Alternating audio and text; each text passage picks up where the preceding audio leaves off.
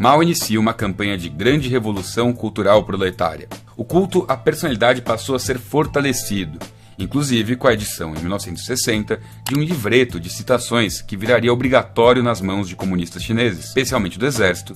Junto ao lançamento do livreto e do fortalecimento de sua figura mítica, Mao Tse-tung iniciou convulsões sociais, levando a uma instabilidade imensa, que durou uma década e forçou a renúncia dos líderes políticos, devolvendo a posição de líder a Mao Tse-tung.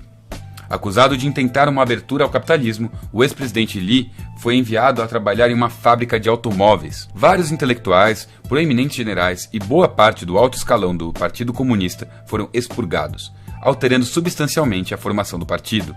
Jovens foram seguidamente convocados por Mao a manifestações públicas e levante contra opositores, que eram chamados de burocratas e acusados de se desviarem para o capitalismo.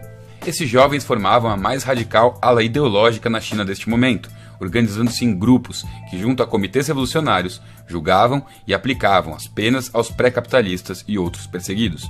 Assim, por todo o país, esses grupos que formavam a Guarda Vermelha eram protagonistas de uma série de expurgos e violências. Em nome do apagamento do passado feudal e luta contra o capitalismo, queimaram-se livros e obras de arte, fecharam escolas, perseguiram religiões e minorias étnicas, assim como professores, freiras, monges, artistas, jornalistas e escritores foram torturados, humilhados publicamente ou forçados a se matar. Incentivou-se o retorno ao trabalho camponês. A ciência e a intelectualidade foram vistas como sintomas negativos e antirrevolucionários. Mao, que na juventude havia tomado a educação como forma de liberdade, agora perseguia escolas e instituições de saber. Esse momento de intensa convulsão política, compreendido entre 1966 e 1968, compõe o capítulo da história chinesa chamado de Revolução Cultural. A turbulência política e social que inicialmente fortaleceu a figura de Mao começou a descontrolar-se, levando ao próprio presidente usar o exército para controlar a Guarda Vermelha, que foi desmantelada, enviando seus componentes para o campo para diminuir a violência.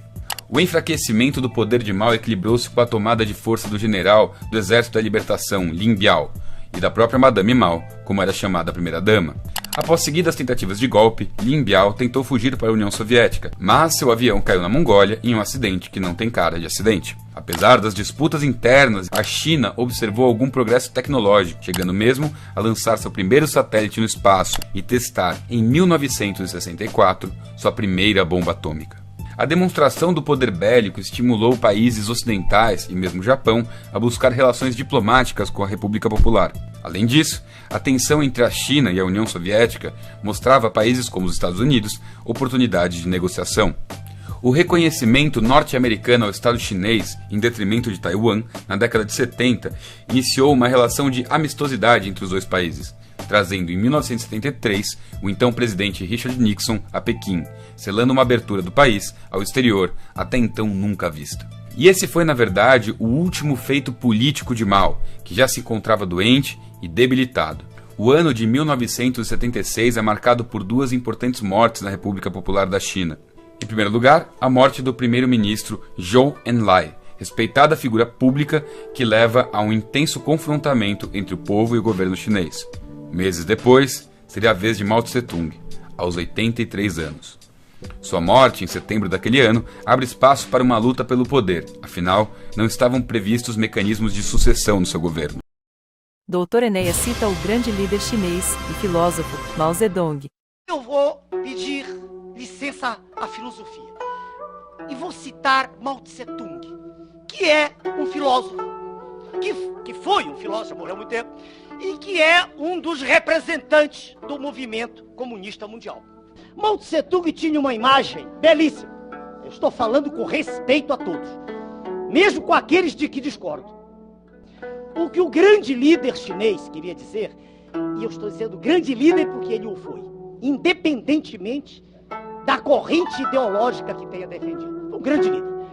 Mas o que ele queria dizer, e já lá atrás de Mao Tse-tung, muito atrás, Aristóteles também tinha dito, com a concepção de ato e potência, o que ele queria dizer era que o que vale é o fator interno e não externo.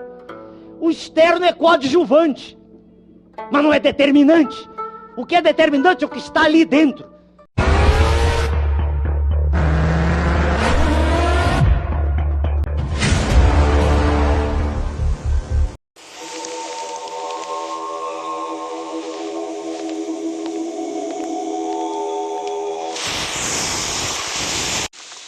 maior fã. Quem é igual a ti, ó Senhor, dentre os deuses? Elim.